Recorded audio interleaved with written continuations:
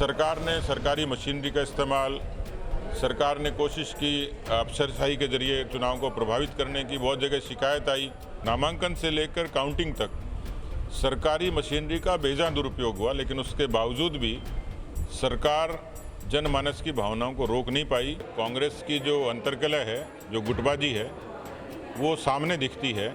वहाँ पर जब मुख्यमंत्री का शपथ हुई थी, उसी समय दूसरे नारे लग गए थे, कोई न कोई। अभी 6 जिला परिषद के चुनाव हो गए, फिर 6 बाकी हैं, फिर 2 बाई इलेक्शन होंगे। तो मुझे लगता नहीं है, क्योंकि मंत्रिमंडल जिस दिन होगा उस दिन राजस्थान में कांग्रेस पार्टी में बड़ा विस्फोट होगा। पूनिया जी से जानना चाहते हैं, पूनिया जी, पंचायत चुनाव का रिजल्ट आ गया। आगामी 2 साल बाद जो विधानसभा चुनाव है, क्या उसका आगाज ऐसे पता लग पाएगा? देखिए, वैसे तो पंचायत चुनाव बहुत दूरगामी तो नहीं होते हैं, लेकिन एक सैंपल जरूर हो जाता है। अभी तक राजस्थान के इतिहास में ये परंपरा रही है, चाहे वो निकाय के चुनाव हो, चाहे पंचायती राज के, कि जिनकी सरकार सत्ता होती है, आमतौर पर जनता उन्हीं पर मोहर लगाती है, क्योंकि उस पूरे कालखंड में स्थानीय स्तर पर जो विकास की नीतियाँ वो राज्य सरकार के जरिए जारी होती हैं। लेकिन पहली बार जब इससे पहले चरण में 21 जिला परिषदों के चुनाव हुए, उस पर कांग्रेस पार्टी को मात्र 5 पर और बीजेपी को 14 पर बढ़त मिली थी। 222 पंचायत समितियों में 105 पर हम काबिज हुए, कांग्रेस 95 पर हुई। ये पहली बार हुआ कि जब किसी प्रतिपक्षी दल को इतनी बढ़त मिली। मैं उसका एक संदेश साफ समझ पा रहा हूँ कि राजस्थान की जनता में जो कानून व्यवस्था, भ्रष्टाचार, बेरोजगारी और किसान कर्जा माफ़ी जैसे मुद्दे थे, उन पर राजस्थान की गाँव की जनता ने मोहर लगाई है। क्योंकि वो जो चुनाव था वो 4.5 करोड़ लोगों का चुनाव था।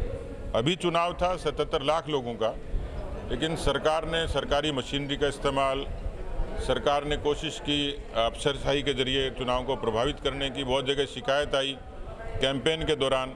मैंने भरतपुर के भी एक विधायक का वीडियो देखा, किस तरीके से गांव में पुलिस के पहरे में लोगों को उठाने की कोशिश की और गांव के लोगों ने प्रतिकार किया।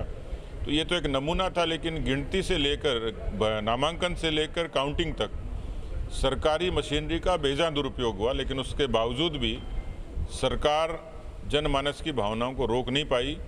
जिला परिषद की 200 सीटें थी, जिसमें बीजेपी 90 पे जीती, कांग्रेस 99 पे जीती। आप इस अंतर से समझ सकते हैं कि पार्टी में, दोनों पार्टियों में मुकाबले का एक इस किस्म का ये प्रयोग हुआ। पंचायत समितियों में 1564 वार्ड थे, 547 पे बीजेपी जीती, 640 पे कांग्रेस जीती और 290 पे इंडिपेंडेंस जीते।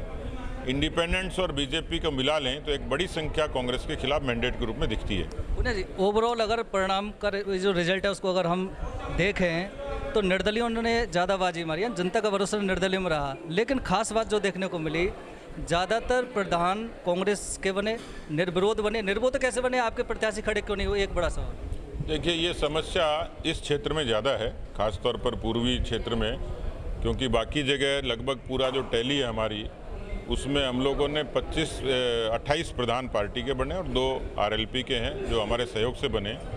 30 बने 78 में से, और कांग्रेस पार्टी के लगभग 45। यानी ये आंकड़ा कोई बहुत बड़ा नहीं है। मैंने जैसे कहा कि सत्ता के रहते हुए ये मैंडेट एक तरफा होता था, ये पहली बार बदला है।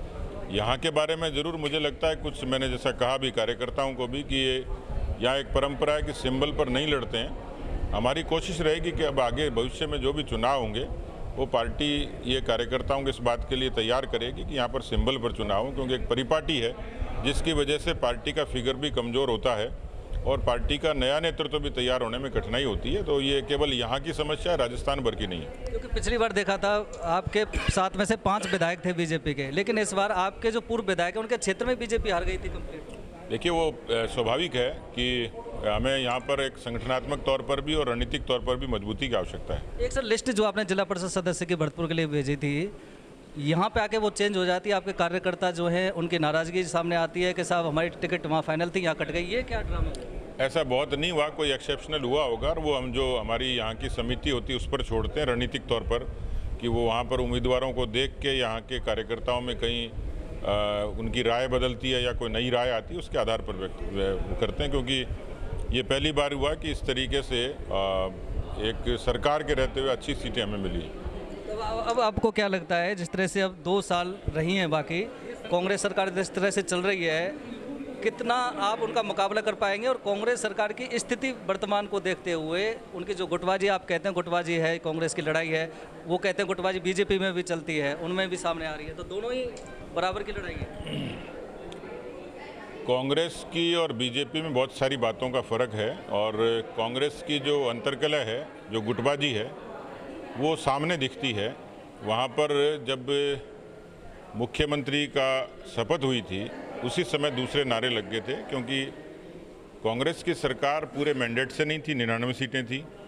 उन्होंने बीएसपी और इंडिपेंडेंट के सहयोग से सरकार बनाई थी, लेकिन 2 व्यक्तियों की महत्वाकांक्षाओं से सरकार का निर्माण हुआ था, और अब लगभग 2.5-3 बरस हुए हैं, उसमें किसी तरीके का फ़र्क नहीं आया है। जिस तरीके का दृश्य कांग्रेस पार्टी में सरकार के दौरान दिखा, मंत्रिमंडल को आवंटन को लेकर, कमरों को लेकर और तमाम तरीके की जो अंतर्कलह की चीज़ें दिखती थी, भारतीय जनता पार्टी के बारे में तो कांग्रेस ही प्रचारित करती है, लेकिन यहाँ इस तरीके का न तो कोई एग्जाम्पल दिखता है। वो चर्चा कांग्रेस पार्टी के लोग करते हैं केवल ये दिखाने के लिए कि बीजेपी में भी किसी तरीके की गुटबाजी है। और मुझे लगता है कि पार्टी मंडल से लेके, जिले से लेके प्रदेश स्तर तक कार्यक्रमों की भी निरंतरता है, और जैसा हमारी परिस्थितियां हैं उसमें पार्टी ने जनप्रतिनिधियों के माध्यम से और कार्यकर्ताओं के परिश्रम से अच्छा प्रदर्शन किया है। ये कैबिनेट विस्तार कर पाएंगे, क्या कर पाएंगे तो क्या फ़ायदा होगा प्रदेश को इससे? देखिए, मुझे लगता है कि ये करने की स्थिति होती तो कब के कर चुके होते, क्योंकि साल भर से ज़्यादा इनके फॉर्मूले को हो गया। तो जिस तरीके से मुख्यमंत्री जी बीमार होते हैं, भगवान उनको हमेशा स्वस्थ रखे, लेकिन कोई न कोई, अभी 6 जिला परिषद के चुनाव हो गए, फिर 6 बाकी हैं, फिर 2 बाई इलेक्शन होंगे, तो मुझे लगता नहीं है, क्योंकि मंत्रिमंडल जिस दिन होगा उस दिन राजस्थान में कांग्रेस पार्टी में बड़ा विस्फोट होगा। बिल्कुल, ये हैं डॉक्टर सतीश पूनिया, प्रदेश बीजेपी अध्यक्ष, जिनका स्पष्ट तौर से कहना है कि भाजपा ने पंचायत चुनाव में बढ़त बढ़ाई है, और उसका सीधी सी तौर पे देखा जा सकता है आगामी जो रणनीति है विधानसभा की, उस पर उनका फोकस होगा, और जो कमियां रही हैं उनमें वो सुधार करेंगे। कैमरामैन पीयूष दीक्षित के साथ सुरेश फौजदार, भरतपुर, राजस्थान तक।